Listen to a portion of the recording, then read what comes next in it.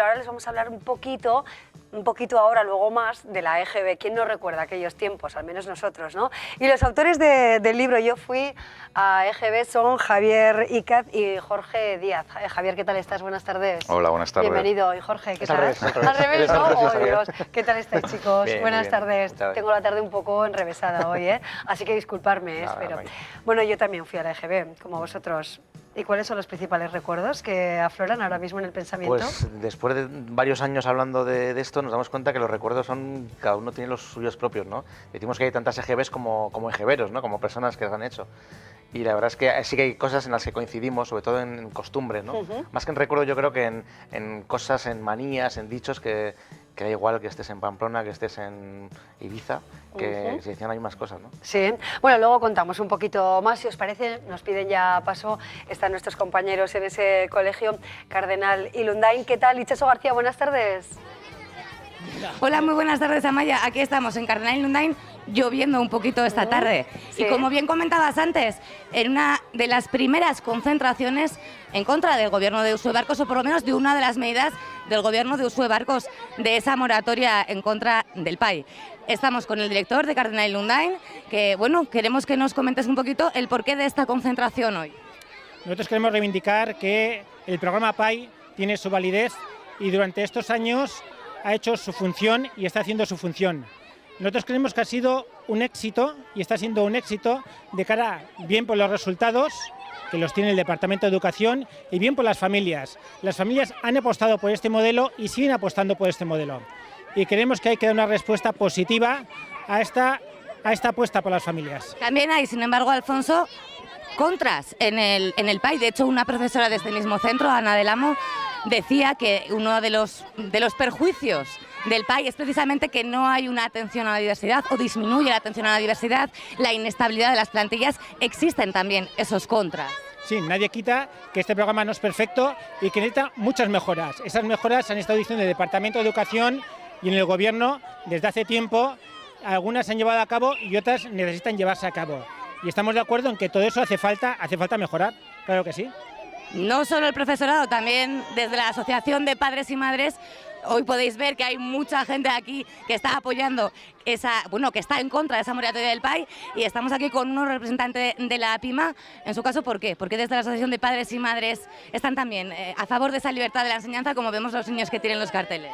Bueno, sobre todo estamos pidiendo seguridad, las familias. Se ha creado un clima de total inseguridad en que en un momento determinado alguien sale y dice que el programa desaparece, luego sale otra persona que dice que no, que se decidirá en febrero, y entonces con esa inseguridad las familias no pueden vivir. Tienen que tener claro qué programas va a haber, qué mejoras se van a plantear. Si en un principio se prometió que esta evaluación, que la hemos aceptado estupendamente, estaba planteada para hacer mejoras, y de repente ha habido un cambio, de decir, no, lo que se plantea es si desaparece o no el programa. Un programa que para muchos centros, como este mismo, ha supuesto un cambio en unos pocos años tremendo de ser un centro que iba siendo abandonado por las familias de alrededor, etcétera, y que iba quedando muy residual y para desaparecer, y ha permitido que muchas familias apostemos por él, que sigamos aquí. A mí sí que me gustaría preguntar ¿qué opináis las familias de ese programa de PAI que da esa educación en inglés, que sin embargo luego en secundaria se corta? Bueno, hasta el momento no se ha cortado, hasta el momento no ha habido pocos centros que hayan acabado ya todo el periodo de primaria, y aquellos que han acabado sí que han tenido normalmente un seguimiento en secundaria. Eso no está asegurado ahora mismo. De hecho, parece ser que no se han puesto ningún medio hasta el momento para habilitar que los que vayan a salir en los próximos años, y ya este mismo año, efectivamente, les sean acogidos en un centro que pueda continuar el programa, ¿no? Pero bueno, es una cuestión de voluntad de querer poner esos medios, no tiene más complicación, ¿no? Eso es lo que nos cuentan desde el Colegio Cardenal y Lundain, Amaya. Una de las concentraciones que es que hay unas cuantas esta tarde en Pamplona en contra de esa moratoria del PAI. Y ya ves, es evidente que hay niños, padres y también profesores aquí en Cardenal y Lundain. Así es. Bueno, pues ¿cuántas personas aproximadamente calculáis que han salido a la calle a pesar de las inclemencias del tiempo para decir no a esa revisión del programa de aprendizaje de inglés? Itxaso, entiendo que prácticamente toda la comunidad educativa, ¿no? es difícil calcular cuántas personas hay aquí. Hay bastantes, no me atrevo a decir que todos los padres del centro. Este centro tiene más de 700 alumnos y también coincide además que esta es la hora de salida de los alumnos del colegio, con lo cual no podemos decirte cuánta gente. Desde luego parece que es un apoyo amplio. Muy bien, perfecto. Itxaso, muchísimas gracias. Bueno, sonreíamos aquí en el plató porque lo de los directos, ¿verdad? Con niños alrededor, pues todos quieren salir en la tele, ¿no? Con esa sonrisa ante un problema que muchos padres consideran de cierta gravedad. Gracias a nuestro equipo que estaba en directo en Cardenal y Lundain, y nosotros seguimos hablando de EGB. Ya saben que estamos con Jorge y con Javier. Bueno, Jorge, yo fui a la EGB. Primero, ¿cómo surgió todo esto, no? Facebook, Twitter, hay un juego de mesa, un libro, bueno, pues que ha vendido una exageración de ejemplares. Cuéntanos, Jorge, ¿cómo surgió esta idea de Yo fui a la EGB? Todo surgió, lo primero que surgió fue el nombre, como tal. Yo fui a EGB y nos gustó, ¿no? Porque era muy identificativo, automáticamente es como yo también, no hay que explicar nada más, ¿no? Y lo primero que hicimos, una página de Facebook que se convirtió en viral y no ha parado de crecer desde entonces y estamos a punto de alcanzar 1 millón de seguidores. O sea, se ha creado una comunidad muy importante, ¿no? Sí. De ahí dimos el salto a abrir un blog para poder desarrollar los temas con más profundidad. Y nos propusieron hacer un libro, como bien comentas, terminó siendo el libro más vendido del año, en el 2014. De ahí sacamos Yo fui a GB 2 y hoy presentamos Yo fui a GB 3. Sí. Hemos sacado también un disco con canciones infantiles de aquella época, que lo llamamos las primeras canciones que nos aprendimos de pequeños y que automáticamente reconoces y sabes cantar todavía, ¿no? Y estas navidades presentamos también un juego de mesa con Educa Borràs, que es un homenaje a aquellos juegos de mesa con los que pasábamos los domingos a la tarde jugando todos en familia, y es un juego de preguntas y pruebas que te transporta a aquellos años, no parar. ¿Y por qué está gustando tanto, no? Supongo que es lo que también os habréis planteado en algún momento, recordar, bueno, pues la generación de la Nancy, de la Leslie, de Spinette, de Chanquete y Verano Azul, bueno, pues todo eso con lo que crecimos, ¿no? Sí, yo creo que uno de los, no sé si llamarlo éxito o claves del éxito es precisamente que no valoramos si aquello era mejor o peor que la actualidad, ¿no? Nosotros desde el principio tuvimos claro que queríamos hablar de aquellos años, acercarnos al costumbrismo, más que hablar de... Hay cosas que han trascendido más, ¿no? Pues sea La Bola de Cristal o serie como V, ¿no? O El Equipo A.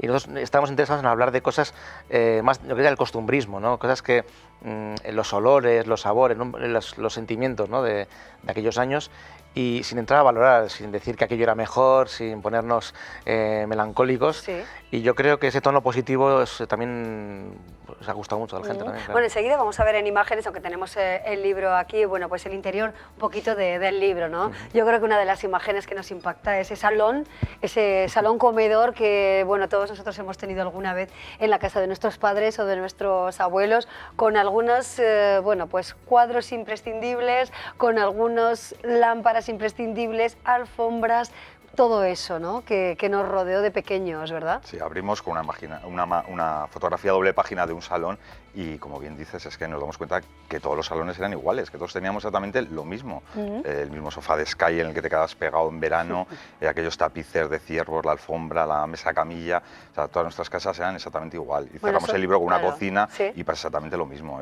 Dices, es que es la cocina de mi casa cuando era pequeño. Claro, bueno, desde luego arranca la sonrisa o la carcajada cualquiera de estas imágenes por las que habéis apostado en el libro, ¿no? Nos dicen que también alguna que otra lagrimilla, porque claro, al final siempre se recuerda aquellos años y siempre un poco te emocionas, ¿no? Además, en este capítulo, en este libro hemos hablado de un capítulo que teníamos ganas también de hablar, que era sobre el tema de los abuelos, ¿no? Mucha gente nos comenta también que un recuerdo que tienen muy emocionante es los abuelos que echan de menos y hablamos un poco de eso, ¿no? Entre otras cosas, pues de esos veranos en el pueblo, con los abuelos, con sus cosas, ¿no? Claro, los columpios que veíamos ahí, ¿no? Que sobrevivimos a esos famosos columpios metálicos. Bueno, pues todas estas cuestiones que nos hacen retrotraernos a una época distinta. Una EGB, un ciclo de enseñanza, 25 años, que realmente se han convertido en un fenómeno social.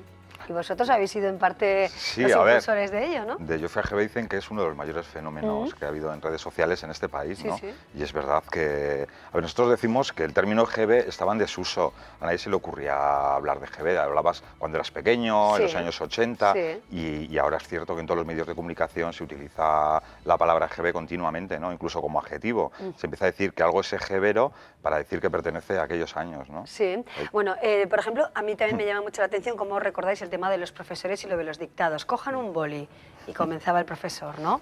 Sí, era un poco terrible, además, con esas palabras largas y con los... Sí, ¿no? sí. Hoy en día en Internet yo creo que con las faltas de ortografía que hay no se pasaría ni una línea.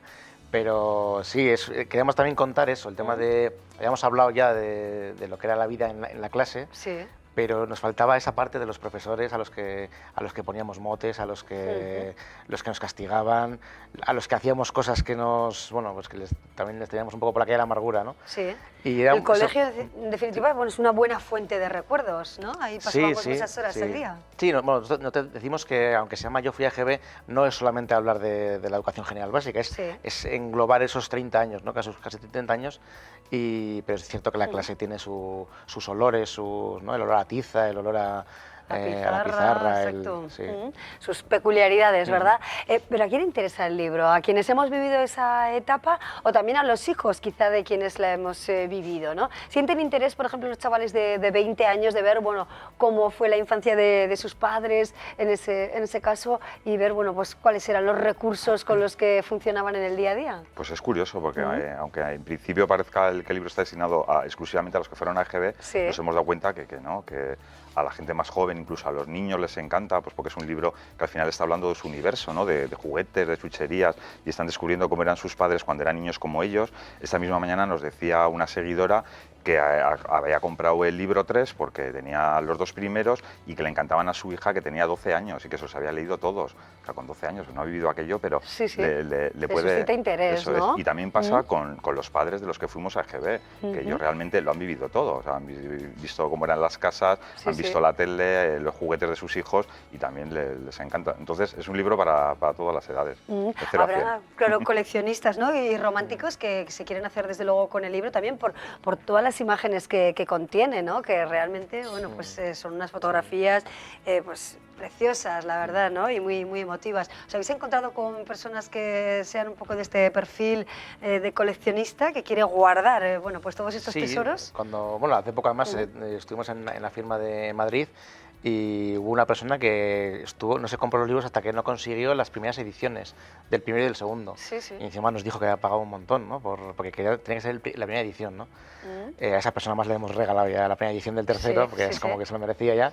Pero sí, claro, hemos conocido a gente coleccionista, pero de las cosas más increíbles, ¿no? Gente que colecciona chicles, gente que colecciona sin abrir, gente que colecciona los envases de los yogures, los muñequitos de los huevos Kinder, o sea, coleccionistas de todo, ¿no?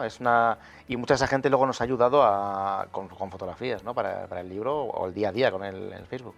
Claro, 10 temas más o menos elegís, ¿no? En cada uno de los libros. ¿El siguiente ya los habéis pensado? ¿Cuáles serán? ¿O es una fuente inagotable, que hay muchas posibilidades, por lo tanto no hace falta pensar con tanto son muchos tiempo, años, ¿no? lo que abarca la EGB y son muchas temáticas. En cada libro abarcamos 10 temas diferentes. ¿Habrá más? Pues en este momento no lo sabemos. La verdad que detrás de cada libro hay muchísimo trabajo, es un año de trabajo de buscar las fotografías, como bien decía, o sea, tiene que ser la foto que queremos y solo puede ser esa. Claro. Hay una labor muy... En ese momento... ¿Cuál es el capítulo? Decimos que no se publican, damos a luz el libro. Entonces, Ajá. después de dar a luz es como... ¿no? Vamos a esperar a... Sí. Bueno, lo de jugar a la goma, ¿no? Las canciones de la goma elástica, los tiempos de Miguel Bosé. ¿Para vosotros qué fue lo más relevante o qué creéis que es lo más significativo de esa generación? Es muy complicado porque como tenemos ¿O qué os gustaba más, no? Como tenemos el chip diario de hablar de ello, ya no sabemos hasta qué punto es un recuerdo o es que lo tenemos el día a día, ¿no? No sé, a mí, por ejemplo, me gustaban mucho los programas de música, soy muy cinéfilo, entonces las primeras películas que veías, cada uno tiene sus recuerdos, ¿no? Y a Jorge le gusta mucho... Yo me quedo, por ejemplo, con Mazinger Z. Yo creo que aquellos dibujos nos marcaron mucho, eran muy novedosos para aquellos años y hoy en día sigue siendo un icono muy representativo de aquella generación. Claro. Y así nos lo han mostrado los seguidores que les sigue apasionando. O sea, hay auténtica devoción por Mazinger Z. Sí, bueno, habláis de la mercromina, ¿no? También. Sí. Entre otras cosas, ¿no? Era como las heridas de guerra, ¿no? Ir con merclomina en las piernas, ¿no? Aquel verano que estabas con todos los pantalones llenos de manchas o de sangre o de merclomina, que era casi peor que la sangre, la mancha que dejaba la merclomina. Efectivamente. Y los autos de choque también es motivo del libro. También, yo creo que dedicamos un apartado a las ferias y las atracciones de aquellos años, ¿no? Y claro, hay que hablar de los autos de choque y todo el universo que englobaba, ¿no? Como estaban los más malotes y las clases de gimnasia, al potro le dedicáis una parte, Dios mío, lo que sufríamos con el potro. Se lo dedicamos en el capítulo de terror. Sí, desde luego. Estamos hablando de terror, de películas de terror, de cosas que nos daban miedo. Y para los que no éramos los mejores gimnastas de clase, ¿no? Pues el potro, el plinto, eran lugares, eran artefactos que eran casi como de tortura, ¿no? Sí. Bueno, el triciclo, Spinete, la Nancy. Sí, está todo dentro de ese mundo que todos hemos conocido, ¿no? Es muy complicado que haya alguien que diga, pues yo no sé quién es Spinete, por ejemplo, ¿no? Que haya vivido aquellos años. Y lo bonito de los libros yo creo que eso, que puedes ver el triciclo y automáticamente te acuerdas del triciclo que tenías tú y con ver esa imagen estás recordando un montón de momentos que tenías olvidados asociados a ese triciclo, ¿no? Entonces, en ese sentido decimos que los libros son mágicos porque a cada persona le está generando un montón de recuerdos. Bueno, pues aquí tenemos esta nueva edición de Yo fui al EGB, aquí más de uno fue y ha venido desde la redacción algún compañero para recordar esos buenos momentos, ¿no? Vividos, no solo para nostálgicos, sino para personas que queremos tener ahí en la memoria pues aquellas vivencias, ¿no? De cuando éramos más pequeños. Jorge y Javier, muchísimas gracias, Javier y Jorge. Yo quería recordar que lo presentamos esta tarde a las 7 de la tarde en la FNAC, estaremos firmando ejemplares justo hoy, que es el día del lanzamiento del libro, y os animamos a todos a pasar por allí. Bueno, que tengáis muchísimo éxito de nuevo, ¿de acuerdo? Y os seguiremos en el blog, en Facebook y todo eso. Tenéis muchos adeptos también por aquí, ¿eh? Gracias a los dos. Bueno, nosotros tenemos que hacer ahora una breve pausa para nuestros compromisos publicitarios y luego hablamos de cine.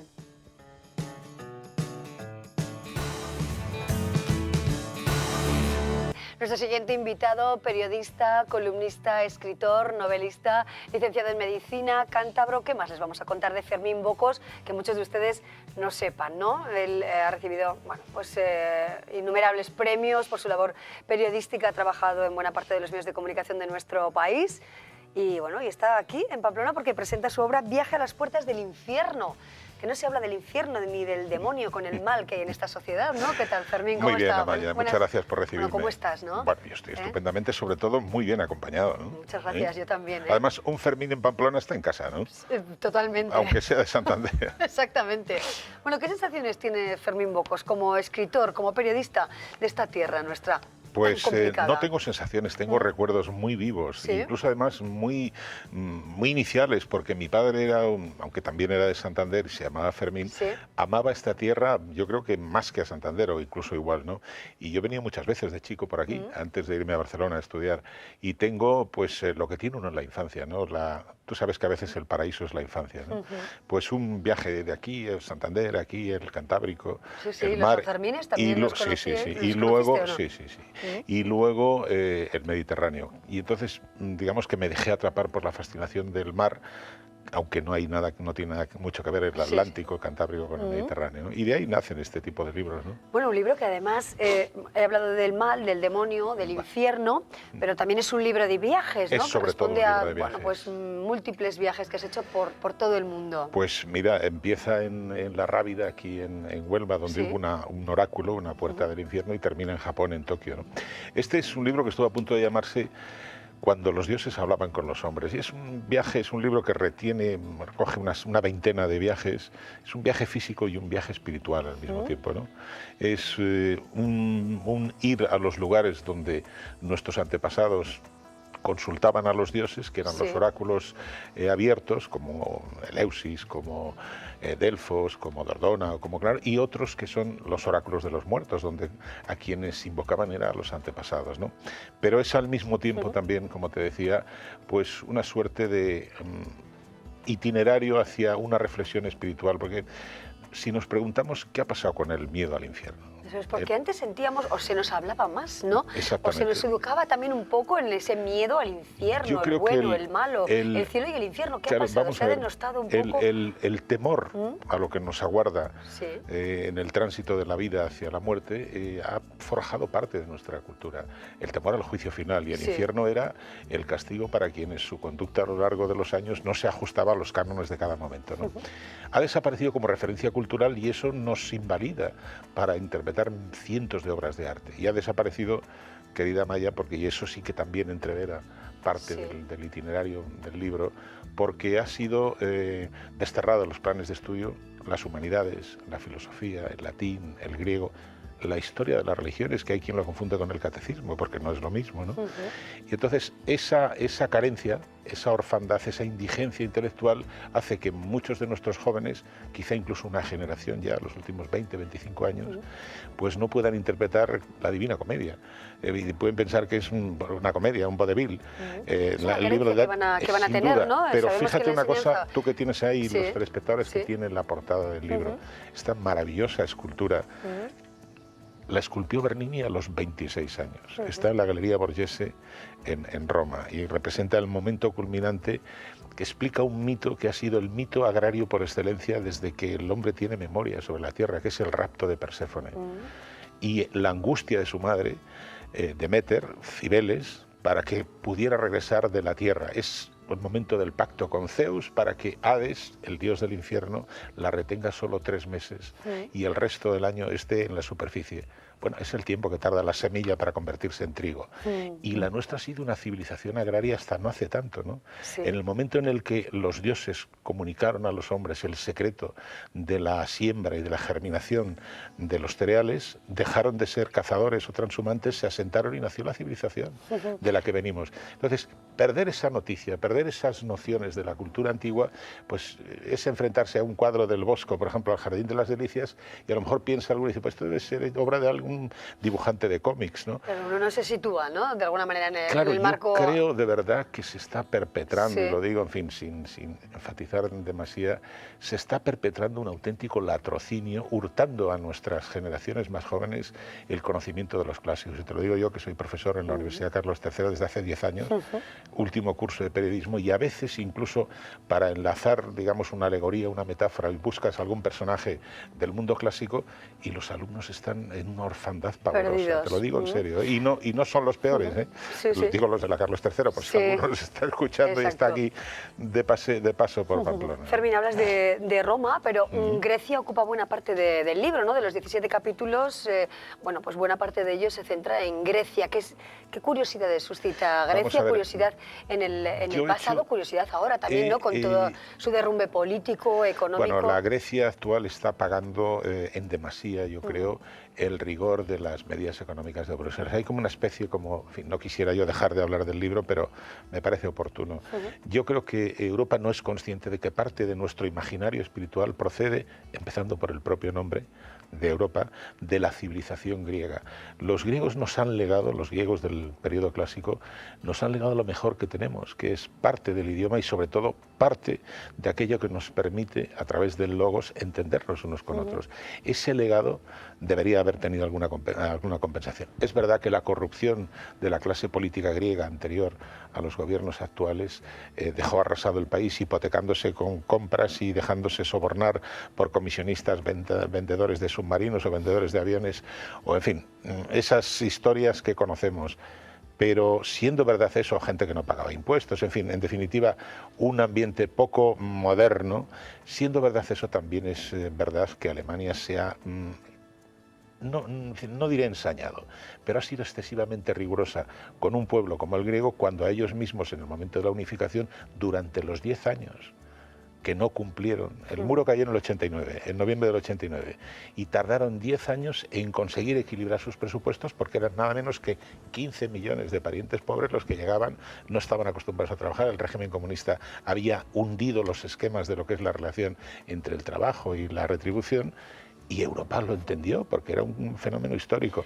Se puede decir que de alguna manera el infierno ha estado en Grecia, sí, y el sí, lo que cielo pasa es que también está el cielo. El Sí. último capítulo Sí. de este libro está dedicado al Monte Athos.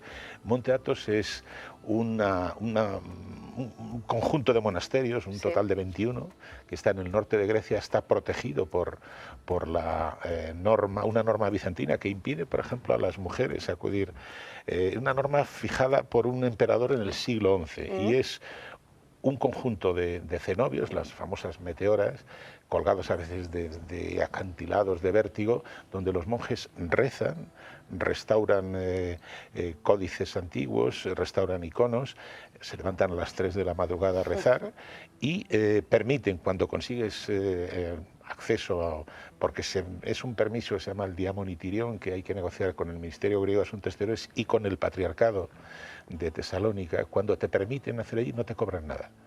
Está uno, lo único que tiene que hacer es integrarse en la comunidad, y debo decirte que me asombró la serenidad con la que la mayor parte de los habitantes de esos cenobios recibían a los visitantes. Solo permiten a 10, 12 personas por monasterio, y están en lo que los griegos llaman la ataraxia, que es la búsqueda de la imperturbabilidad, Amaya. Bueno, diferentes historias. Qué bien nos vendría este mundo nuestro del periodismo y tantos otros tan atareados. A veces vamos muy deprisa a ninguna parte. Así es, ¿no? Y vamos saltando casi de un tema a otro, y nos gustaría dedicarle más tiempo quizá a la investigación, a profundizar, ¿no? En algunos de los fíjate, temas. A veces yo cuando hablaba de la serenidad, lo que me refería es que a veces, es decir, un monje bizantino, los nuestros en los monasterios de clausura, que aparentemente desafía el aire de los tiempos, lo que hace es un viaje hacia el interior.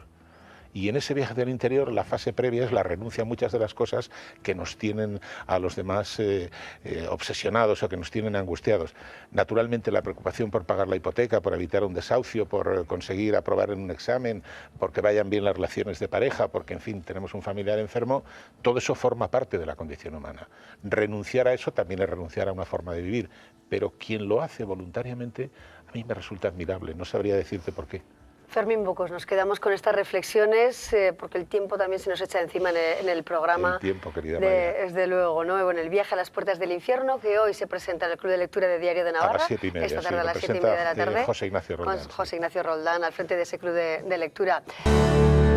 Bueno, ¿qué les ha parecido nuestras historias, nuestras entrevistas y reportajes seleccionados para esta jornada para todos ustedes? Espero que hayan sido de su interés y que mañana sigan con nosotros a la misma hora.